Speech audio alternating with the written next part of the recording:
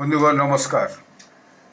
Social মিডিয়াতে একটা খবর এখন ভাইরাল হচ্ছে, সেটা হচ্ছে যে চায়না একটা ক্লেম করেছে যে জাপান গোপনীয়ভাবে তাদের যে নিউক্লিয়ার ওয়েপন্স, সেই নিউক্লিয়ার ওয়েপন্স তারা নাকি তৈরি করছে। এবং এটা যদি হয় তাহলে পরে এই অঞ্চলে একটা জিওপলিটিক্যাল একটা যে টেনশন, সেই টেনশন শুরু হয়ে যাবে। চায়না অলরেডি একটা 30 পাতার রিপোর্ট তৈরি করেছে, যে রিপোর্টে জাপানকে অ্যাকুজ করেছে, দোষী করেছে যে সিক্রেটলি তারা নিউক্লিয়ার ওয়েপন্স কিন্তু ডেভেলপ করছে।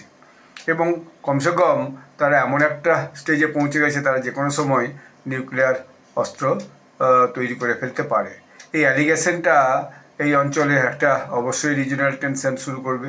চায়না বলেছে যে যদিও জাপান হচ্ছে নন প্রলিফারেশন ট্রিটিতে সই করেছে এবং জাপান জানে যে এই ওয়েপন্স তৈরি করা তাদের জন্য বাধা আছে, কিন্তু তবুও তারা প্রায় ওয়েপন্স গ্রেড প্লুটোনিয়াম তারা অলরেডি তৈরি করে ফেলেছে। এবং যে কোনো সময় রাজনৈতিকভাবে যদি তারা অ্যাপ্রুভাল পায়, তারপরে তারা হয়তো সেটা সরকারিভাবে ডিক্লেয়ার করবে। এবং বেজিং এটার জন্য ওয়ার্ন করেছে, অর্থাৎ সতর্ক করেছে যে এরকম কিছু করতে গেলে কিন্তু তাহলে একটা খুব অন্যরকমের কনসিকোয়েন্স কিন্তু ফেস করতে হবে।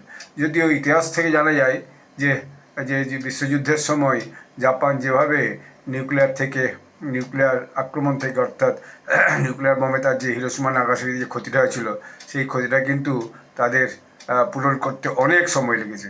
কিন্তু এখন তারা ভাবছে যেভাবে নর্থ কোরিয়াও প্রায় নিউক্লিয়ার পশ্চারিং করছে, অর্থাৎ যেভাবে নিউক্লিয়ার বম তৈরি করার চেষ্টা করছে, এটা তাদের কাছে একটা খুবই টেনশনের ব্যাপার। এর বাইরে হচ্ছে চাইনিজ মিলিটারিরা তারা যেভাবে তাইওয়ান দখল করার জন্য এগোচ্ছে, সেটাও তাদের কাছে একটা সিকিউরিটি থ্রেট। ফলে জাপান গোপনভাবে এরকম কিছু করছে কিনা সেটা এই মুহূর্তে মুশকিল। তবে যে রিপোর্টটা Chinese arms control and disarmament association দিয়েছে, সেটা দেখে তারা অভিযোগ করেছে যে জাপান কিন্তু গোপনভাবে তারা নিউক্লিয়ার ওয়েপন্স তৈরি করছে। এবং এটা যদি সত্যি, অবশ্যই একটা টেনশন এই অঞ্চলে শুরু হবে।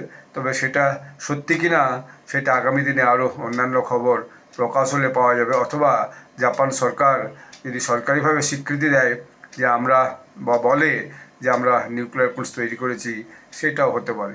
তো অতএব দেখা যাচ্ছে আস্তে আস্তে উত্তর কোরিয়া, জাপান, ইরান সবাই কিন্তু যে নিউক্লিয়ার শক্তিতে শক্তিশালী হতে চাইছে। ধন্যবাদ।